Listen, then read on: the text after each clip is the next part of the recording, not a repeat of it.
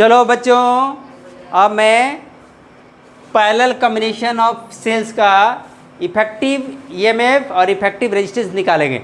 इसके पहला वाला वीडियो आपने देखोगे तो इफेक्टिव ईएमएफ और इफेक्टिव रेजिस्टेंस, इंटरनल रेजिस्टेंस मैं निकाला हूँ जो सीरीज कॉम्बिनेशन का है। अब पैरेलल कॉम्बिनेशन होता क्या है? अब चलो दो सेल, एक सेल लिया ए है, इसके जस्ट नीचे एक दूसरा सेल लिया। अब क्या है ना, यहाँ पर देखोगे, यहाँ पर आप देखोगे जो एक पॉइंट है P और एक पॉइंट है Q। ये पॉइंट है Q, दो कॉमन पॉइंट है। ये है एक्सटर्नल सर्किट में एक रेजिस्टेंस लगाया हुआ है R। चलिए, यहाँ से करंट I1, यहाँ से करंट I2। यहाँ पर एक इंटरनल रेजिस्टेंस लगा देता हूँ। इसका ईएमएफ है E1, इसका R1, इसका क्या है E2, यहाँ पर इसका इंटरनल रेजिस्टेंस क्या है R2। अब क्या है ना, जब दो सेल्स का पॉजिटिव टर्मिनल किसी एक पॉइंट से और दोनों इस सेल का निगेटिव टर्मिनल किसी अदर सेम पॉइंट से कनेक्ट हो, और इस तरह से जो सेल्स का कॉम्बिनेशन होगा उसको कहेंगे पैरेलल कॉम्बिनेशन। यहाँ देखिए, पॉजिटिव इसका एक पॉइंट पर आके मिल गया, और यहाँ निगेटिव टर्मिनल क्या है, किसी एक पॉइंट से कनेक्ट है, Q से कनेक्ट है। तो इस तरह का कॉम्बिनेशन को कहते हैं पैरेलल कॉम्बिनेशन। अब इसका इक्विवेलेंट रेजिस्टेंस निकालते हैं। पैरेलल कॉम्बिनेशन का डेफिनेशन आप लिख लोगे, जो when two or more cells connected in the circuit so that the positive terminal of the every cells are joined with the same point and negative terminal of all cells are connected with another same point and thus circuit is completed। तो इस तरह से combination होगा, उसको कहेंगे parallel combination. अब आपके पास क्या है, यहाँ पर करंट आएगा तो I ही बन जाएगा। तो loop law, junction law, Kirchhoff's law का किरचॉफ जंक्शन लॉ के हिसाब से क्या होगा, फॉर पॉइंट P, यहाँ देखोगे आने वाला करंट है I1 I2 और जाने वाला है I। तो आने वाला बराबर जाने वाला, entering the point equal to living from the point, वही हो गया एक इक्वेशन। अब क्या है ना, लूप लॉ लगाएंगे तो दो लूप है। एक लूप है जिसमें आपका रेजिस्टेंस ईएमएफ E1 है, इंटरनल रेजिस्टेंस R1 है और एक्सटर्नल रेजिस्टेंस R1 है। Applying Kirchhoff's loop law for the circuit containing क्या क्या रखा है, containing E1 R1 and R। ये सर्किट, पूरा सर्किट, बड़ा ऊपर वाला सर्किट को लेता हूँ। यानी कहने का मतलब हुआ, ऊपर में ये R1 और ये क्या हो गया R। यहाँ से करंट, यहाँ तक करंट जो है ये R1 है, यहाँ तक करंट क्या है I1 है। लेकिन नीचे वाला पार्ट में, यहाँ से पॉइंट में करंट क्या जा रहा है, I जा रहा है। तो इस लूप के लिए मैं पहले चलता हूँ। किस तरह से बढ़ें, तो इसको बढ़ते हैं एंटी क्लॉकवाइज। तो क्या है ना, यहाँ से चलिए, पोटेंशियल ड्रॉप को पॉजिटिव, करंट ऐसे जा रहा है तो potential high potential to low potential IR, यहाँ से IR, यहाँ से करंट कितना घुस रहा है I1, यहाँ पॉइंट से इधर I गया ना, तो I तो यहाँ से गया, एक सर्किट और है तो दो पार्ट में बटा, एक I1 में बटा, यहाँ से देखिए इधर से I2 में बटा, इधर से I1, तो I1 वाला ही चलता हूँ, ऊपर वाला सर्किट ऐसे ऐसे ऐसे ऐसे ऐसे। अब क्या है ना, अब उसमें लगाते हैं किरचॉफ्स लूप लॉ। तो क्या होगा,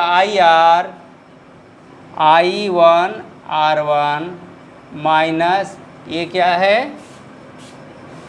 E1, इसमें पोटेंशियल राइज हो रहा है, नेगेटिव से पॉजिटिव जा रहा है तो राइज हो रहा है, तो जीरो, ये माइनस में होगा 0। तो E1 बराबर ये हो गया ना, इसको रहने दो इक्वेशन 1। अब loop, for loop second loop के लिए चलेंगे। फॉर लूप क्या करें, सेकेंड लूप, जिसमें क्या है, R2 है, E2 है और R है। यानी कहने का मतलब सेकेंड लूप कैसे बनेगा, ये Q पॉइंट है, यहाँ पर R2 है, इससे करंट क्या जा रहा है, I2 जा रहा है। फिर नीचे में यहाँ से करंट देखो, यहाँ के पॉइंट के बाद यहाँ से करंट क्या हो रहा है, P के बाद P तक करंट आया है I1 और यहाँ से गया I2, तो ये नीचे वाला जा रहा है, तो आपको हो गया AI, यहाँ से I जाएगा, बाहर में R है, इस लूप के लिए जा रहे हैं, नीचे वाला लूप। यहाँ से देखिए मैं हाथ पे रख के बता रहा हूँ, ए ऐसे ऐसे ऐसे ऐसे ऐसे, इस लूप के लिए। फॉर लूप कंटेनिंग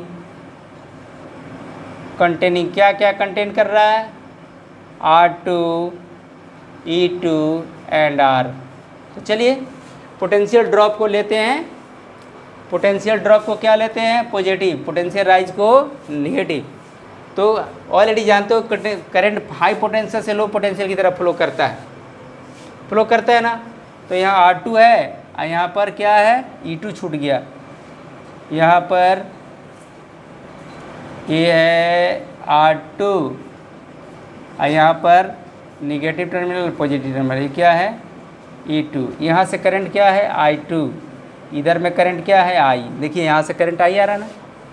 तो अब चलता हूँ, आपको I2 R2, ये R2 है, नहीं समझ में आ रहा, तो यहाँ देखिए IR क्या लूँगा, IR, देखिए यहाँ लेता हूँ, नीचे में करंट इसे जा रहा है, तो IR, फिर यहाँ से करंट कितना एंटर किया, I2 R2, और इधर minus E2 equal to 0, equation 2। अब क्या है ना, I2 के जगह पर मैं रिप्लेस कर सकता हूँ, जो I2 बराबर क्या हो सकता है, I2 बराबर, यहाँ देखिए I1 प्लस I2 बराबर I, तो I2 बराबर क्या होगा, I माइनस I1। यहाँ लगा सकता हूँ, यहाँ लगा दूँगा I2 के जगह पर, तो IR plus I minus I1 equal to R2, E2 equal to 0। अब क्या है ना, IR प्लस IR2, इससे गुना करेंगे minus I1 R2 minus E2 equal to 0, equation 2। अब दोनों को सॉल्व करेंगे और इसका इक्विवेलेंट EMF निकालूंगा। अब सर्किट को मिटा देता हूँ इसको। अब हम यहाँ पर इसका कैलकुलेशन लिखेंगे, कैसे सॉल्व करेंगे दोनों को, ताकि हम करंट निकाल पाएँ और EMF का इक्विवेलेंट हम निकालने में सहयोग हो पाए। तो चलिए अब इक्वेशन 1 और 2 को सॉल्व करना है। यहाँ क्या है, I1 R1, यहाँ क्या है, I1 R2। यदि इसमें R1 से मल्टीप्लाई कर देता हूँ ये R2 को, तो ये दोनों टर्म हमारा एडिंग करने पर कैंसिल हो जाएगा और इक्वेशन सिंपल बन जाएगा। तो इसलिए इक्वेशन 1 को R2 से और इक्वेशन 2 को R1 से मल्टीप्लाई करेंगे, क्या कि हमारा ये I1 को हटाना है, सिर्फ I रखना है, तभी ना I का करंट का वैल्यू निकाल पाएंगे। I1 I2 को हमको रिप्लेस करना है, तो यहाँ पर R2 हो जाएगा, यहाँ पर R1 हो जाएगा, तो सिमिलर टर्म आ जाएगा और ऐड करेंगे तो टर्म कैंसिल हो जाएगा, पूरा एक्सप्रेशन I के टर्म में आ जाएगा। तो इस तरह से मेरा उद्देश्य होगा जो I1 I2 को रिप्लेस करना। तो इसको रिप्लेस करने के लिए equation 1 into R2 plus equation 2 into R1 ऐसा करके जोड़ दूंगा। तो क्या आएगा, IR इक्वेशन 1 को क्या चीज़ से गुना कर मल्टीप्लाई करना है, R2 से, और I1 R1 R2 यहाँ पर हो गया E1 R2 इक्वल टू 0। यहाँ पर क्या होगा, IR और R1, यहाँ पर क्या होगा माइनस I R2 R1, यहाँ पर क्या होगा माइनस, ये प्लस में है ये प्लस, ठीक है, यहाँ पर minus R1 R2 I1 R2, इसको मल्टीप्लाई किसे किए हैं R1 से, यहाँ पर क्या होगा माइनस E2 R1। अब इसको ऐड करते हैं, तो ऐड करेंगे तो हमारा ये टर्म कैंसिल हो गया। अब पूरे सर्किट के अंदर, पूरे इक्वेशन के अंदर सिर्फ I बचा, I1 I2 कैंसिल हो गया। अब क्या है ना, I को जो ऐड करेंगे, जितने पॉजिटिव टर्म है सबको जोड़ेंगे और I को कॉमन ले लेंगे, तो क्या होगा I ब्रैकेट के अंदर R कॉमन ले लिया, तो क्या बचेगा R1 प्लस R2, और इधर क्या बचेगा R1 into R2, R1 into ये R1 इंटू R2 बचा। अब उधर क्या करता हूँ, ये E1 R2 इसको उधर लेके चल जाता हूँ, E1 R2 plus E2 R1, तो हमारा I का वैल्यू क्या आएगा।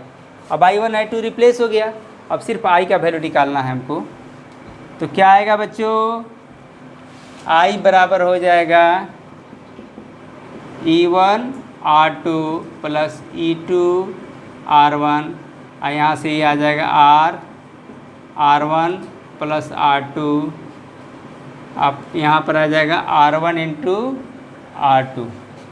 थोड़ा सा इक्वेशन को सिंप्लीफाई करके सिंपल फॉर्म में लिखना है, तो ऊपर नीचे कौन से डिवाइड करेंगे, I R1 प्लस R2 से डिवाइड कर देता हूँ, तो E1 R2 E2 R1, यहाँ R1 प्लस R2 लिख दिया। न्यूमरेटर को और डिनोमिनेटर को क्या करूँगा, R1 प्लस R2 से डिवाइड कर रहा हूँ, तो यहाँ ये R1 plus R2 containing term ये क्या हो जाएगा, ये कैंसिल हो जाएगा, तो R बचेगा, यहाँ पर हो जाएगा R1 इंटू R2, और नीचे में हो जाएगा क्या R1 प्लस R2, ये हो गया, R अलग ये अलग। अब क्या है ना, यदि एक सेल होता है, we replacing 2 cells by a single cell, हम क्या करते हैं, replacing 2 cells, replacing 2 sales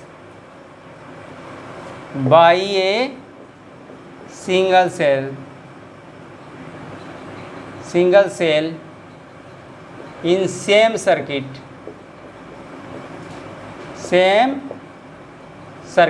circuit में सिंगल सेल प्राप्त करने के लिए क्या करना है, करंट सेम हो, फॉर सेम करंट हो, तो क्या होगा, आप एक सेल लगाओगे, तो यदि एक सेल लगा देते हो और यहाँ पर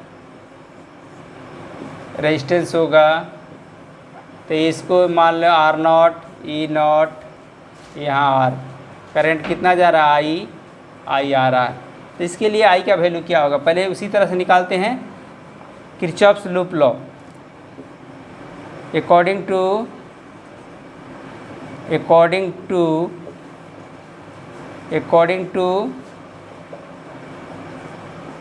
टू किरचॉफ्स लूप लॉ क्या होगा, IR0, यहाँ स्मॉल r होगा, IR0, यहाँ पर पोटेंशियल इंक्रीज हो रहा था E0, और यहाँ पर होगा प्लस IR।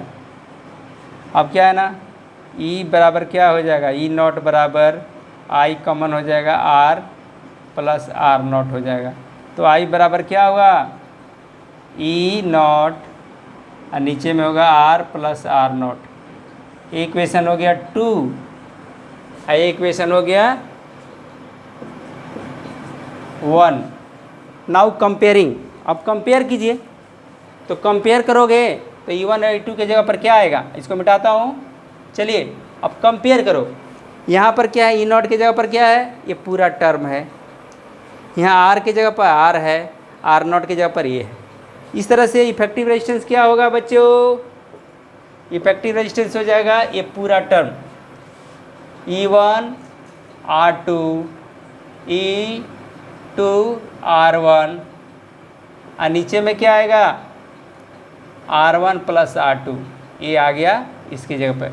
और इफेक्टिव इंटरनल रेजिस्टेंस क्या होगा, R0 की जगह पर लिखोगे R1 R2 by R1 plus R2। अब कंडीशंस लगा दो, जिस सभी सेल का EMF बराबर हो तो रिजल्टेंट क्या रेजिस्टेंस क्या होगा। कंडीशंस लगाते हो तो क्या आएगा, इफ E1 बराबर E2 बराबर E, R1 बराबर R2 बराबर R, तो आपको इफेक्टिव रेजिस्टेंस क्या होगा, ई नॉट क्या होगा, ये देखो ER प्लस ER, नीचे में क्या होगा 2R, तो 2ER बटा 2R, R को 2 को काटो, R को काटो, तो ई नॉट बराबर ई हो जाएगा। माने बराबर होगा तो दो सेल हो तो एक बड़े सेल के बराबर ही हो जाएगा। अब क्या है, इफेक्टिव रेजिस्टेंस R0 निकालना है।